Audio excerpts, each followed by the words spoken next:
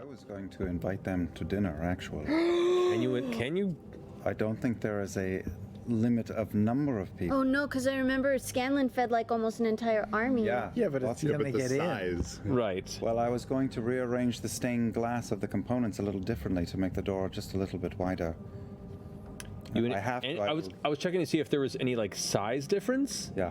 Or requirements, but no, it's any creature you designate. So the entryway can shift and adjust.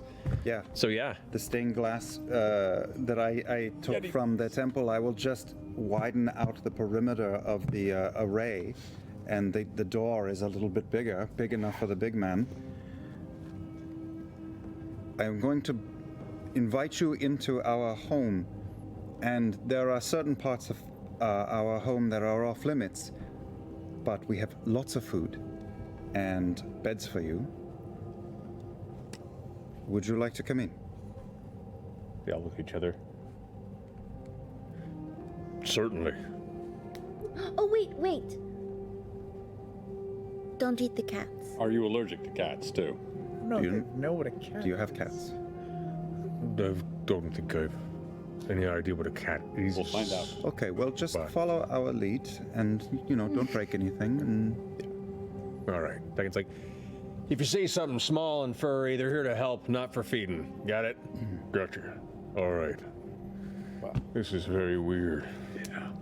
so I'm a Yeti. We're fucking. We are out there. carefully lead yeah. them into the tower and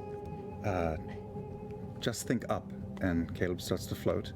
They step in, and at first it's like, A lot. it's a big tower, but with all of them in, it's not as big. It's pretty, they're still like kind of squished in a little bit, and when they think up, it takes a minute for them to kind of gather what you really mean, and then when it does, one of them starts lifting, it goes like, just starts doing like the uncontrolled space spin, and is just losing himself. Like, It's good, oh it's god! good. They grab their friend and try and pull him back down like a balloon, and all of a sudden they start going. It's just this mess of uncontrolled Yeti floating. Does everybody come Yeah. up so This they is- feel at home? This is full on like early fizzy lifting anxiety, and then eventually they start righting themselves, and they're going, "Oh, this is so cool!" They start pushing off walls. Weapon of choice. There's scratch marks on the walls. They're doing it, but it'll be fine. That's next fine. Day. It will just recreate. But I'm not taking them past the second floor, the Great Hall. So there are more floors above, but they're not really built out to your specifications. So let's just take a rest here. And once the rest of the 9 are in, I go to the iris that leads to the second floor and say, 2. And the iris goes, Bless. and I do the same up. Well, no, I leave that open for now. And I start going to different double doors and opening them. And there are very large tables on rollers. And I just start pulling them out into the room until there are tables bigger than us and tables our size. And then I go and I pull a rope, and a cat comes running down one of the little aqueduct tracks. And I say, Mitzi, we have guests, big guests, so I need you to make a very robust meal. We probably need, yesterday was vegetarian, we are going to need a lot of meat. So I would like ribs, big ribs, like mammoth-sized ribs, okay? Barbecue sauce, all of that. But we'll also have the mac and cheese from yesterday, as well as the waffles and the pancakes. That's good. I want ale. Yeah. Double amounts. And some ale, yeah. Good call. Travis. We broke him. Yay! That's all I want in life. The necrotic stone, we can't leave it alone. The Yetis, we invite them to fucking dinner. Prime It'd take us D&D 10 right episodes here. to get to the first excavation site. Yep. Is that the episode of My Dinner with Yeti? A fantastical Yeti feast transpires in the tower. Strange elements of merriment for just these creatures kind of adjusting to the odd magical space that they've been brought into. The meal seems to fill their bellies in a very comfortable way. Yes?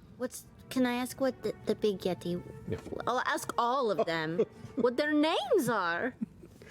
The big one goes, I'm Gustav. Gustav. And By the time dinner is done, too, there are amber spectral cats hanging off of all of them, doing kitty biscuits on their arms, their shoulders, just nestled in. they just kind of freeze when it happens. They're just like, Where do you normally sleep? Like, what's an average night for you? Well, we have a bunch of large tents and stretched living spaces made of stone and hides. Yeah? Yeah.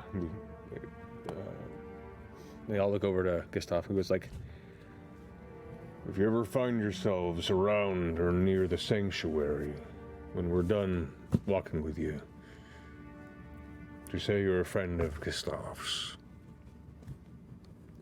Appreciate And say it with weapons away. Sure. Your hospitality is, well, majestic, and I only hope that we can maybe offer the same at some point. Yeah. Excited to experience your way of life. It's a little more rough and tumble, but it gets by.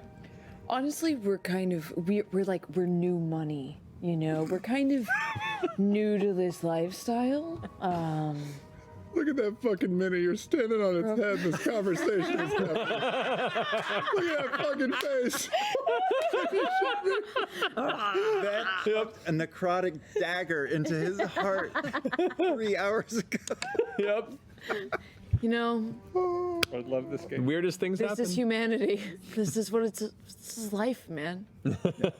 While they're talking and the cats are pulling the tables back to their place, Caleb goes over to another set of double doors, walks in, and using telekinesis pulls like a cable or a rope out and walks all the way across the hallway and opens another double doors and connects it in there.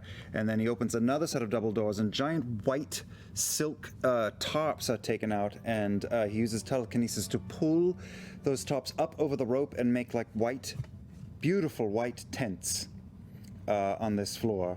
And cats drag out sort of like sleeping bedrolls, because I don't want it to be too different than what they're used to be pulled under the tent for them to sleep in. So no, they have a bedroom. That's awesome. That's arranged kind of in the open space. They all quickly pick out their spaces and lay claim to it. As soon as you finish, Gustav goes, I thank you for, well, on all of our behalfs, for both listening to reason in a moment of tension and for being kinder than most folks who wander through here are. So, thank you. It's a rough world, but when you can find moments of commonality. Indeed. he wipes a large chunk of meat from the side of his mouth that's kind of been there for 20 minutes, but you haven't been able to point out. This goes like on the ground. It weighs about half of your body weight, Caleb, and you kind of step back as it impacts. Oh, sorry. Right, all right. Anyway, let's pick up our journey tomorrow. See how far we get before we have to diverge. If you need it, Caleb can read you a bedtime story. The one kind of, and it's really the kind of the smallest of the Yeti, the one that had the notebook, goes, Really? Yeah, I have a copy of Der Zauberlehrling. It is all in Zemnian, but it is very old Zemnian. It's hard to translate. So, and he just starts reading it in its Zemnian. within 5 minutes, they're asleep. Soundly and comfortably, and the inner halls of Caleb's arcane tower now reverberate with a chorus of discordant snores that just vibrate the air. The actual glass of the windows sometimes seems to resonate with it at times. It's a very unique sound. It's weirdly beautiful in its primal music, but in your chambers, thankfully, the noise is blocked. But you all have a restful evening in the tower, unless there's anything I'm else. not by kitty purrs anyway. There you go.